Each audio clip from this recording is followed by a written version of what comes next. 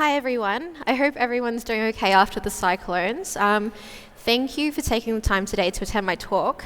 Firstly, I want to acknowledge and pay my respects to the elders past, present and emerging. So for Manjin, that is the Turrbal and Jagera people, depending on what side of the river you're on. There's been so many great presentations on today, and there's so many more that I'm looking forward to. So thank you for having me here and attending my presentation. Today we are going to look at inside a threat, which is what my presentation's on. And specifically, we're going to be looking at the intersection between psychology, people management, and cybersecurity. So if you find any of this content uncomfortable today, as we're going to go through those topics, please feel empowered to put yourself first and leave the room. I won't mind. You're among friends, and it's a safe space.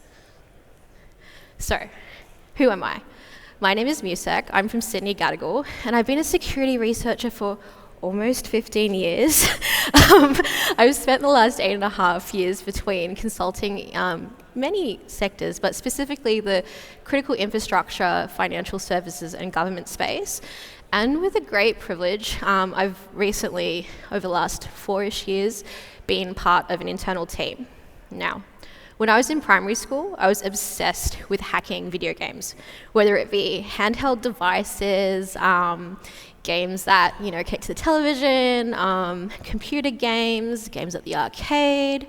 Then it was payphones, and by the time I was in high school, I was giving the high school IT department a really hard time by bypassing internal controls to access parts of the internet that I shouldn't have, maybe changing all the backgrounds to memes, that kind of thing.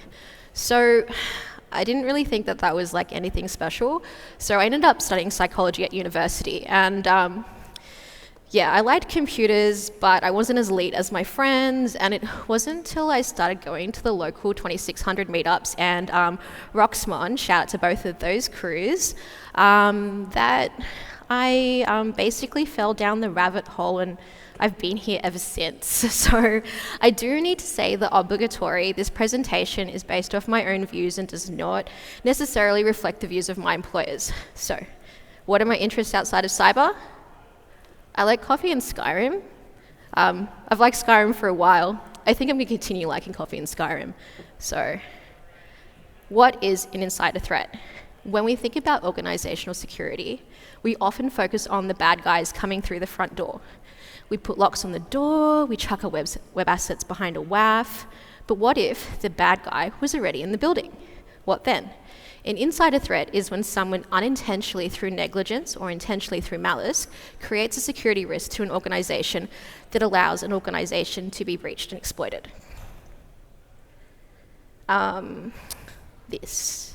Something I read recently, to logic bomb or not to logic bomb? That is the question.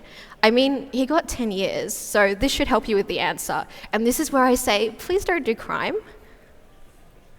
All right, if we think about data breaches in Australia, the list is long.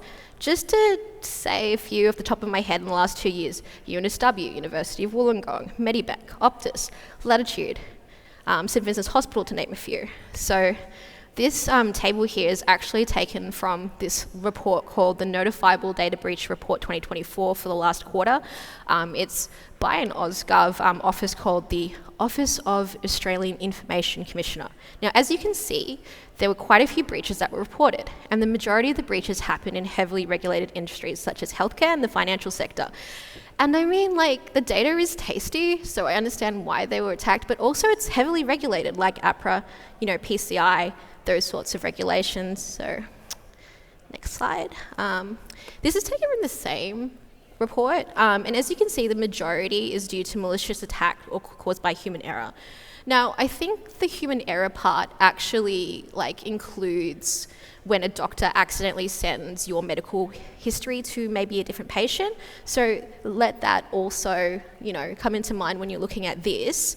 But what I would like to do today is to look at the human side and with the malicious criminal attack into play with one another. Now, if we're taking off our cybersecurity hat and we start thinking about just organization and problem solving as a whole, it can be broken down into people, processes, and technology. So most problems can be solved and broken like that. So organizations have a strong focus on getting the technology right. We ensure we have the right processes, and as a part of continuous security improvement, we also look at updating those processes annually, and we also work really hard on, making sure we have like all these controls in place, like a WAF or EDR, that kind of thing. But as a bad guy TM, I like to look for the weakest link and exploit it. So that sometimes is, like an API, and that sometimes, unfortunately, is people. So as a part of people, process, and technology, and today we're going to go through some case studies of real engagements I've been on and lessons learnt. And what do I mean by that? Over the next following slides, we'll go through 2 red teaming engagements, what they have in common, and really quickly, a red teaming engagement, not to be confused with an internal red team, is a security assurance exercise with terminology borrowed from the military sector, where we test the efficacy of people, process, and technology, as well as the blue team, by trying to break into an organization, capture a flag based off negotiated scenarios with the organization. And just to break that down further, threat emulation within red teaming is when we emulate an attacker based off known TTPs, so tactics, techniques, and procedures. And threat simulation is more broader, where the attacker or the red teamer gets to use their own judgment. And what we're going to go through today are both threat simulation based. Right, story time. Automotive industry. So I've broken up the 2 engagements into how fairly they were scoped. And I'm going to try and not use any customer names, obviously, because it is what it is. Now, the automotive customer engagement was fairly scoped, which I will akin to a standard gym leader Pokemon battle. Relevant threat actors would be hacktivists, script kiddies to crime syndicates. If it was targeted by a nation state, I would imagine it would be more as a part of a spear phishing campaign or something like that, something to get to a more juicier target. So once we have our rules of engagement and SOW clearly defined, the first thing I like to do is OSINT. There is so much delicious, tasty data on the internet that you don't even need much technical skill to get to. So that goes from floor plans to staff organizational structures to whether the company was recently acquired and perhaps the parent company was driving a restructure and maybe the employees weren't happy. Thank you, Glassdoor. So based off this, I developed my pretext. I was going to be someone sent from the parent company to audit the group, and if anyone asked me a question that I didn't know the answer to, I was going to say I was a third-party vendor, and to do the work, I was hired, and if I didn't know what I was talking about, I'm a third-party vendor, and that isn't exactly a lie. So for the first site, I printed out a cute little fake letter I made with Photoshop with a CISO signature saying I was auditing the site. Now, the workers on site showed me where the bathrooms were, showed me where I could plug in my machine, and then they left me unattended in the server room. So needless to say, I gained access to all the data, but more importantly, I observed the company's policy for visitors, and I was in and out of that site within under 30 minutes. Now, with that previous heuristic, we'll go on to the second site. Now, the second site went much smoother. So I signed in behind the desk, and I was shown to the manager's office, and there I was left unattended, and I found passwords to the machine on a post-it note stuck underneath the keyboard, and then I gained access to the internal systems and had access to the sales performance data, customer data, staff data, company credit card data, and was also able to use the manager's email to send myself an email for evidence, and I was in and out in under 10 minutes. Okay, story time, case study 2, critical infrastructure. The critical infrastructure site was a little bit more difficult. I would compare this to an Elite 4 level scoping. So like NBOSS, if you're not familiar with this game. And a win on this engagement was considered a true critical where loss of life could occur. The only things in scope was a physical breach with no destructive testing, no drilly boys, no pick guns, no raking it till you make it. And the only social engineering was allowed in person, so no phishing. Specifically, I wasn't allowed to touch a computer. So, it is what it is, and there was only one goal, and it was to get to a control room, for lack of better words. And during this engagement, acronyms were part of the white team, so no pressure. Threat actors would be nation state.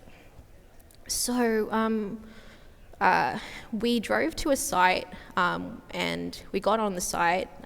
We went on a weekend, so there wasn't security guards on the site, at least at the car park. And then we found a side door into the building where we used a shove it tool. We ended up trapped in a hallway that had another door. My colleague and I were caught in the hallway. He was holding the under the door tool, and a person came walking towards us and, opened the door. And this is when I thought we were going to get caught. So it was now or never. I had to apply my, most awesomest APT, but social engineering sort of, skill set. So it was kind of like in one of those westerns where there are two cowboys and the first person to shoot wins. So I threw him off, and by saying a very simple statement, I looked him in the eye and I said, "G'day." So with that, the worker looked down straight away, and then he said hello and kept on walking. So even though someone said hi and saw us, the crisis was averted very briefly. Eventually we got the under the door tool to work, and we were in the main office. We had a look around for maps on the wall. There was nothing to point us in any direction. On the fire escape maps we found there was nothing that said control room. And there was no point of taking any photos of company data because that wasn't in scope. But eventually I found a room that was the door was taped open. So I went in there, and then I found on a desk a key pass, and then I picked up that key pass, and then I took it to this hall that was locked. And then I got into the hall, and then at that point I heard a "excuse me," and it was the guy from before. So then employing, my best smiley face, I was like, "Hey, you, so you work in the IT department, that's really cool. I'm a third-party vendor, and I'm here to assess the security. Could you help me find the control room?" And he was like, "You're here, let me let you in." So I was in the control room, and I got my camera out, and he was like, "I don't think you should be taking photos in here." And I was like, "And I don't think you want to be taking photos." And I was like, "Oh, but I do."